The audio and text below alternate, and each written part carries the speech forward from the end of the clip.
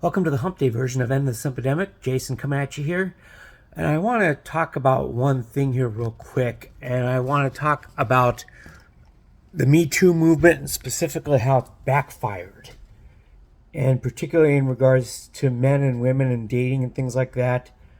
It has spectacularly backfired. And here's why. Because I've experienced this twice.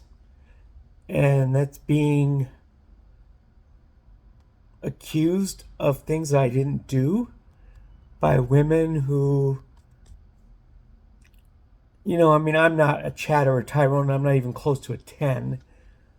But if you're not one of those types of men, approaching is dangerous business these days. And I've been falsely accused of harassment, things like that. It hasn't done anything for my career, thankfully, but it has forced me to make a church move. It has forced me to eliminate one person in particular entirely from my social media and out of my life.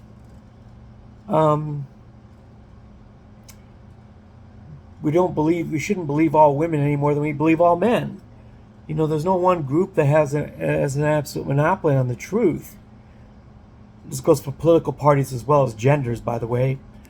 And I'm just going to say right now, the false accusations from women who are approached by men who don't meet their high standards, who don't meet their steep standards, has really got to stop. Because we're at a point here in our country's history where our birth rate is at the lowest since it's been since World War II. And the destruction of the dating environment here in 2024 has put us in a place where that stat is going to get worse, because we're going to have fewer marriages, we're going to have fewer children, we're not going to be able to replace, our generations are going to replace themselves at a slower rate, and so therefore our national population is going to actually probably start to decline. Immigration can offset that to a certain degree, but I think at the numbers that we're talking about here, with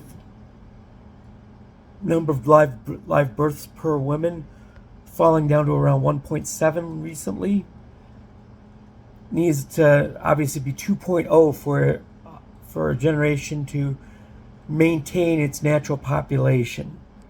As I mentioned before, immigration can offset some of that.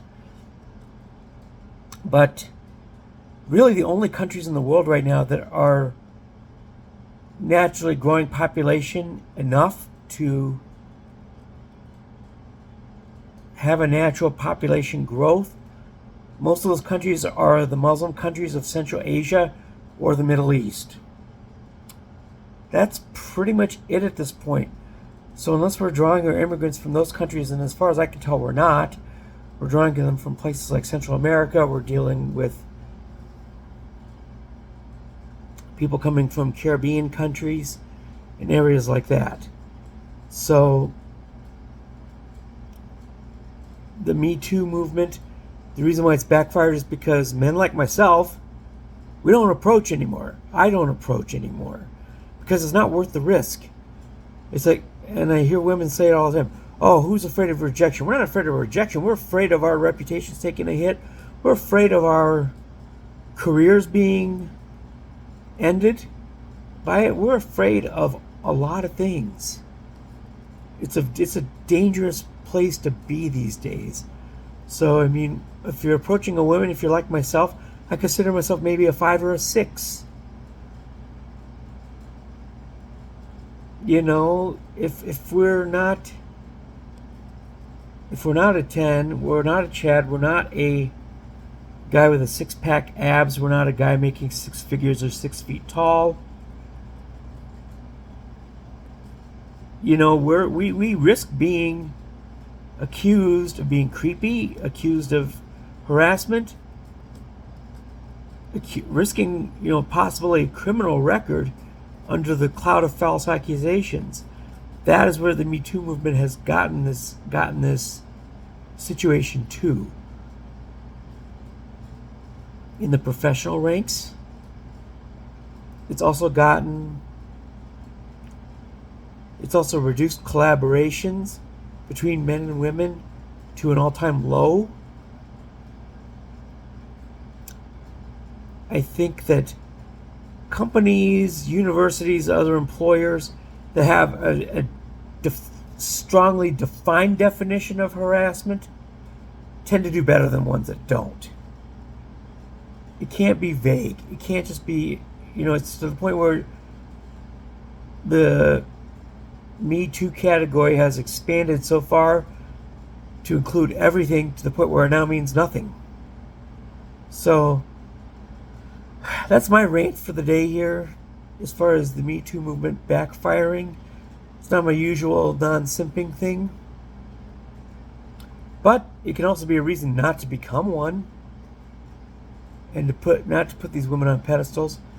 I think tomorrow I'm going to probably talk about why putting women on pedestals makes you lesser value.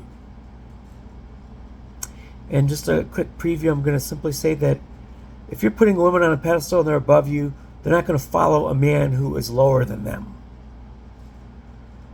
It's just a natural order of things. So anyway, this is the end of the hump day version of End the Simpademic. Jason coming at you here. We will see you all tomorrow.